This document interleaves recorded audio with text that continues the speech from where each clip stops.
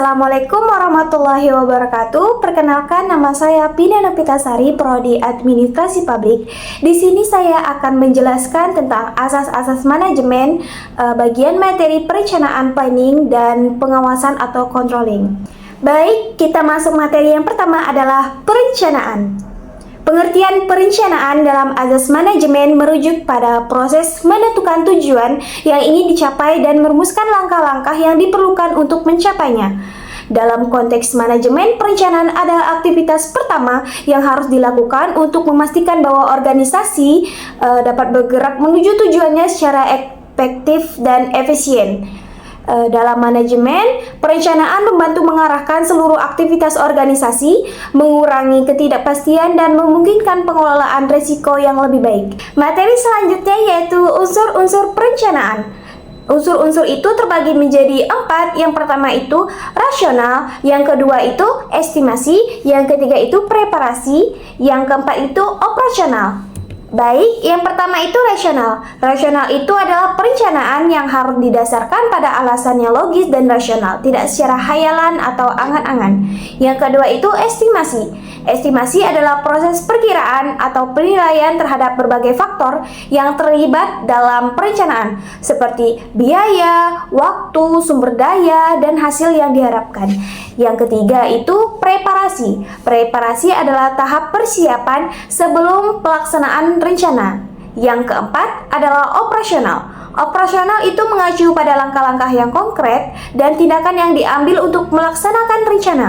Unsur operasional memastikan bahwa rencana tidak hanya di atas kertas, namun juga dapat diimplementasikan dengan efektif dan efisien. Fungsi perencanaan itu terbagi menjadi 7. Yang pertama itu azas rasionalitas, yaitu perencanaan harus berdasarkan pertimbangan yang logis dan rasional. Yang kedua itu azas objektivitas, yaitu perencanaan harus dilakukan secara objektif. Yang ketiga, azas keterpaduan, yaitu semua kegiatan yang direncanakan harus saling terkait dan mendukung. Yang keempat, azas fleksibilitas, yaitu perencanaan harus cukup fleksibel untuk mengantisipasi perubahan yang mungkin terjadi. Yang kelima, azas pengendalian atau perencanaan harus memungkinkan adanya pengendalian terhadap pelaksanaan kegiatan. Yang keenam, ada azas efisiensi atau perencanaan harus mengutamakan penggunaan sumber daya yang optimal. Ini mencakup seperti anggaran, waktu, tenaga, dan bahan baku yang digunakan. Yang ketujuh adalah azas keberlanjutan, yaitu perencanaan harus mempertimbangkan dampak jangka panjang yang berkelanjutan, baik bagi organisasi maupun lingkungan yang ada di sekitarnya. Baik, kita masuk asas perencanaan itu terbagi menjadi 8. Yang pertama, contributor. Yang kedua, primary activity. Yang ketiga itu profisitas. Yang keempat itu alternatif. Yang kelima itu efisiensi. Yang keenam, limiting factor. Yang ketujuh, fleksibilitas. Yang ke-8 itu strategis. Baik, kita masuk materi selanjutnya yaitu macam-macam perencanaan terbagi menjadi 3. Yang pertama, jenis planning. Menurut penggunanya itu ada single use planning dan repeat planning. Yang kedua itu jenis planning menurut prosesnya, yaitu policy planning, program planning, atau operational planning. Yang ketiga, jenis perencanaan menurut jangka waktunya. Yang pertama, long range planning. Yang kedua itu intermediate planning. Yang ketiga, short range planning. Jadi kesimpulan dari perencanaan itu dalam asas manajemen menekankan pentingnya suatu proses yang sistematis untuk mencapai tujuan yang diinginkan. Perencanaan yang baik harus didasarkan pada analisis yang mendalam dan data yang akurat, sehingga dapat mengarah pada langkah-langkah yang efisien dan efektif. Selain itu, dalam pelaksanaan perencanaan, penting untuk memiliki struktur yang jelas, pembagian tugasnya tepat, dan penggunaan sumber daya secara optimal. Pengendalian dan evaluasi juga menjadi aspek yang tak kalah penting untuk memastikan bahwa setiap langkah yang diambil tetap berada di jalur yang benar dan dapat memberikan hasil yang maksimal. Dalam konteks manajemen, perencanaan yang matang menjadi landasan utama bagi kesuksesan bagi organisasi atau proyek. Kita masuk materi yang kedua yaitu pengawasan atau controlling. Pengawasan dilakukan untuk menemukan dan mengoreksi adanya penyimpangan-penyimpangan dari hasil yang telah dicapai dibandingkan dengan rencana kerja yang telah ditetapkan.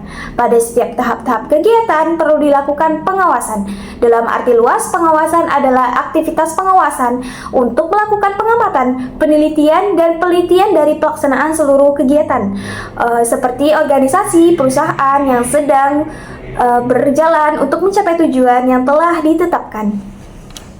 Fungsi pengawasan terbagi menjadi 3, yaitu pertama itu menetapkan standar prestasi, yang kedua itu mengukur prestasi yang sedang berjalan dan membandingkannya dengan standar yang telah ditetapkan, yang ketiga itu mengambil tindakan untuk memperbaiki prestasi yang tidak sesuai dengan standar. Kita masuk materi sifat dan waktu controlling. Itu ada preventive control dan repressive control. Yang pertama itu pengawasan yang dilakukan sebelum kegiatan dengan maksud supaya tidak terjadi penyimpangan-penyimpangan. Yang kedua itu pengawasan yang dilakukan setelah terjadi penyimpangan dalam pelaksanaan kegiatan agar tidak terjadi pengulangan kesalahan sehingga sasaran dapat tercapai. Cara pengawasan yang baik bisa dilihat ini terbagi menjadi 6. Yang pertama itu pengawasan harus mendukung sifat atau kebutuhan dari kegiatan. Yang kedua itu pengawasan harus segera melaporkan setiap ada penyimpangan, seperti penyimpangan yang terlambat diatasi, maka hal itu akan menjadi parah dan memperumit tindakan korektif yang akan dilakukan. Yang ketiga itu pengawasan harus berorientasi jauh ke depan. Yang keempat, pengawasan harus akurat dan objektif. Agar pengawasan menjadi objektif, maka mutlak diperlukan untuk ukuran sebagai pedoman pelaksanaannya. Yang kelima itu pengawasan harus fleksibel. Dalam melakukan pengawasan perlu dicari alternatif secara rencana untuk situasi yang memungkinkan. Yang keenam itu pengawasan harus serasi dengan pola organisasi. Jika suatu bagian membuat kekeliruan, maka hal itu harus diatasi bersama-sama dengan kegiatan lain yang merupakan satu kegiatan organisasi. Karakteristik sistem kontrol yang efektif itu terbagi menjadi 8. Yang pertama itu akurat. Setiap data harus akurat. Jika tidak mengakibatkan organisasi tidak tepat dalam mengambil keputusan untuk mengoreksi suatu penyimpangan. Yang kedua itu tepat waktu atau informasi segera dikumpulkan, diarahkan, dan dievaluasi jika hendak diambil tindakan yang tepat pada waktu yang untuk diperbaikan. Yang ketiga itu objektif dan komprehensif. Dalam informasi, sistem pengawasan harus dapat dipahami dan dianggap objektif oleh individu yang menggunakannya. Yang keempat itu dipusatkan pada titik pengawasan strategis. Sistem pengawasan sebaiknya dipusatkan pada daerah yang paling banyak kemungkinan akan terjadi penyimpangan. Yang kelima itu ekonomis. Biaya untuk implementasi sistem sebaiknya lebih kecil daripada keuntungan yang diperoleh dari sistem itu. Yang keenam itu fleksibel. Sistem harus fleksibel agar organisasi lebih mudah bertindak. Yang ketujuh dapat diorganisasikan dengan arus pekerjaan organisasi. Dan yang terakhir, setiap langkah dalam proses pekerjaan dapat mempengaruhi keberhasilan atau kegagalan seluruh operasional. Kita masuk kesimpulan dari pengawasan. Itu dimaksudkan untuk mengawasi kegiatan-kegiatan organisasi agar pelaksanaan kegiatan tersebut sejalan dengan tujuan yang ditetapkan dan memiliki 3 tipe pengawasan berdasarkan proses kegiatan, yaitu ada tipe pengawasan pendahuluan, yang kedua itu ada pengawasan berjalan, dan ketiga itu ada pengawasan umpan balik. Pengawasan merupakan aspek penting dalam manajemen karena jika adanya perubahan di lingkungan organisasi, jika organisasi semakin kompleks, jika timbulnya kesalahan-kesalahan dalam bekerja, manajemen akan mampu menghadapi semua tantangan tersebut dan kebetulan manajer untuk mendelegasikan wewenangnya.